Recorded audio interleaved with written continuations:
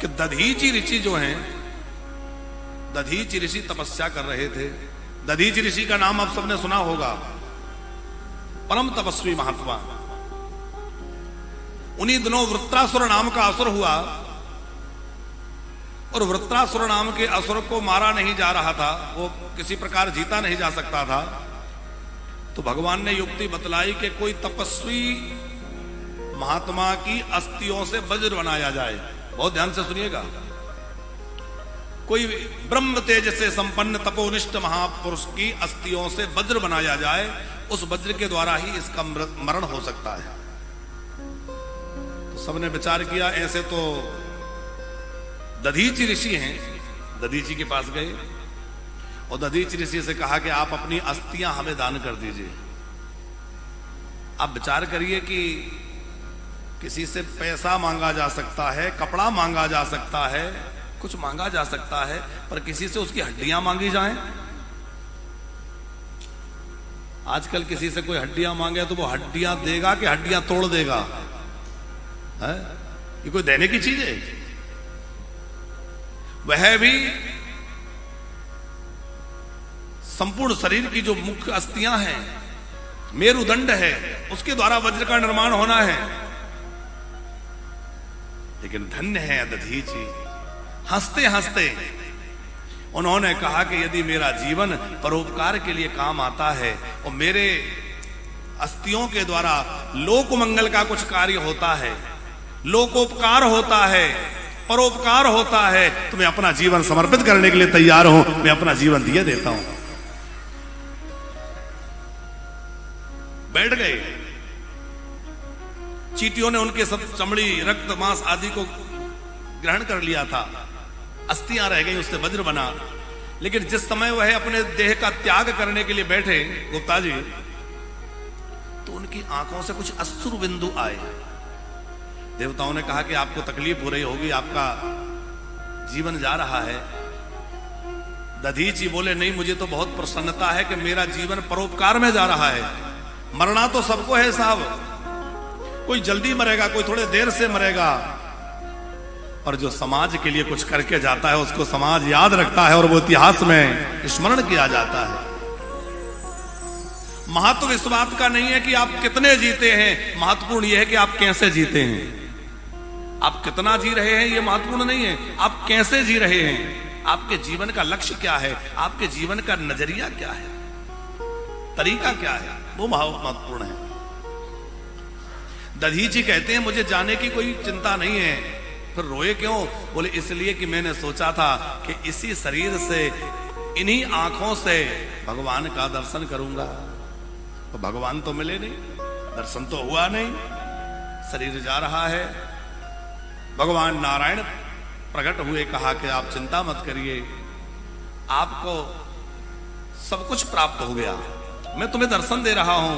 बोले, मैं तो सगुण साकार राम जी के दर्शन के लिए बैठा था। तो बोले, फिर ऐसा है कि तुम्हारे प्राण जाएंगे नहीं, हड्डियों में तुम्हारे प्राण बसे रहेंगे, और जब राम जी की लीला होगी तो आपको दर्शन मिलेंगे। तो उन दधीचि ऋषि की अस्थियों से वज्र बना, और उन्हीं दधीचि ऋषि की अस्थियों से पिनाक नाम का धनुष बना।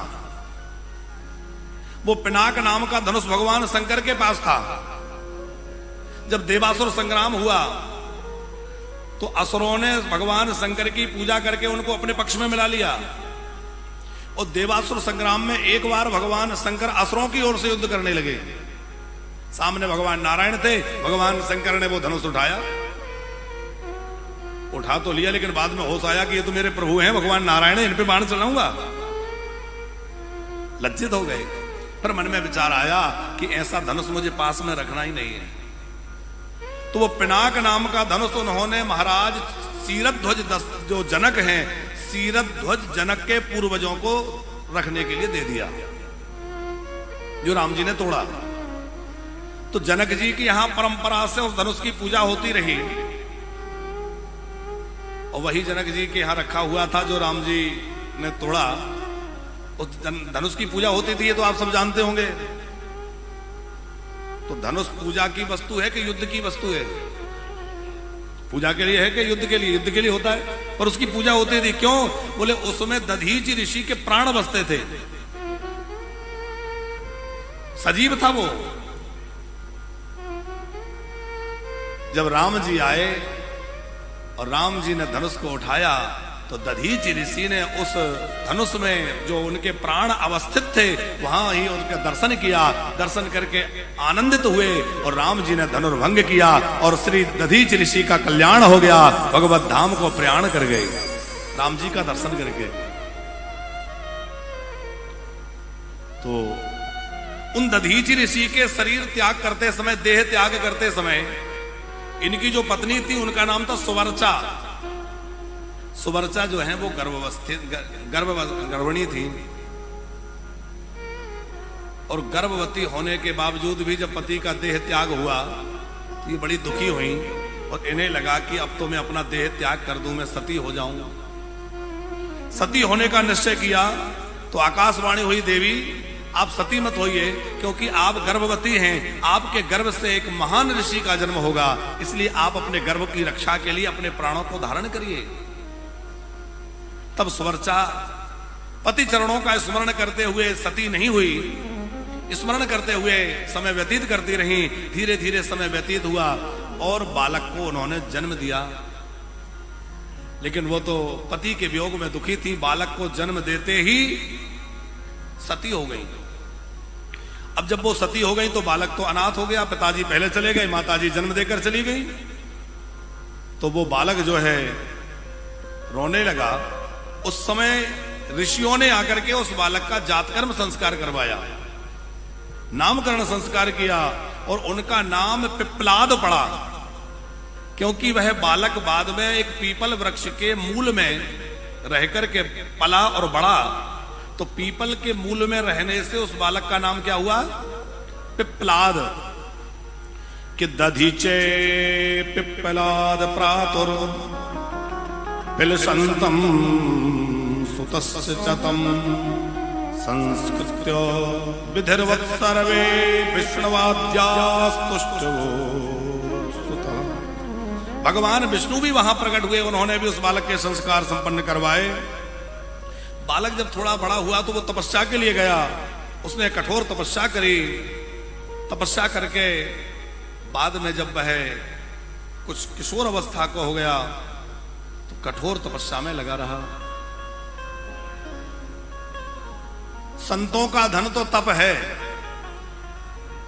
इसलिए भैया खूब तप, खूब स्मरण करना चाहिए। तप करते करते करते करते इनका शरीर वृद्ध होने लग गया।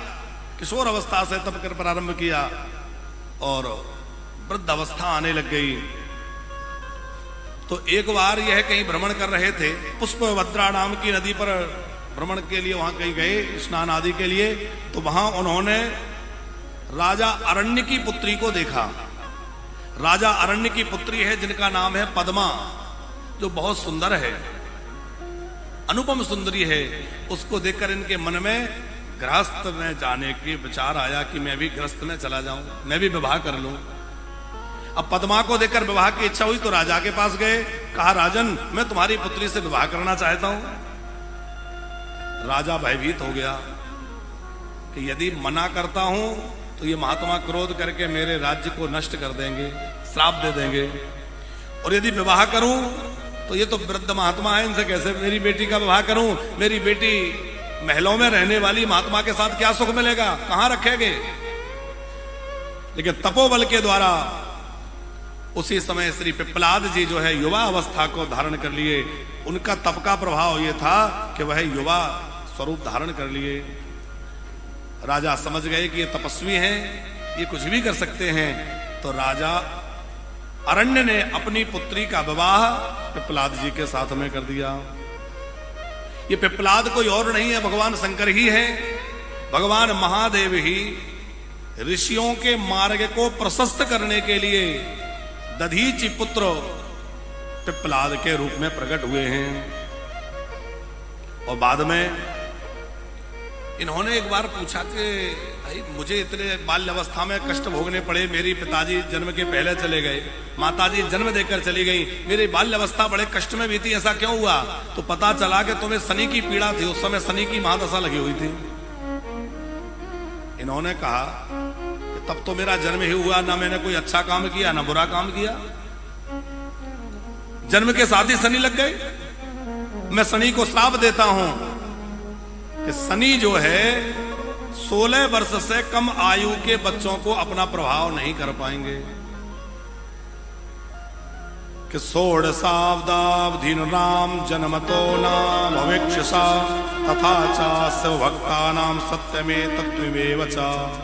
विशेष करके भगवान शंकर के भक्तों को तो शनि पीड़ा दे ही नहीं पाएंगे। ये बात पिप्पलाद जी ने कही। और ये भी कहा कि यदि शनि ने मेरी बात नहीं मानी और 16 वर्ष से कम आयु के बच्चों को उन्होंने पीड़ा दी तो मेरे कोप से शनि जल करके भस्म हो जाएंगे। तब से 16 वर्ष से कम आयु के बच्चों को शनि की 7.5 महादशा आदि का प्रभाव नहीं होता, ऐसा पिप्पलाद जी ने यहां कहा। और पिप्पलाद से शनि भयभीत हो गए, पिप्पलाद के भय से शनि भयभीत हो गए। तो वहां गुप्ता जी एक बात कही गई है कि जो पिप्पलाद ऋषि का स्मरण करता है उसके ऊपर यदि 7.5 शनि चल रहे हैं, शनि की महादशा चल रही है और वो पिप्पलाद जी का स्मरण करे तो शनि उसको पीड़ा नहीं देते, शनि उसको तकलीफ नहीं देते। तो आज कौन सा दिन है? शनिवार ही है।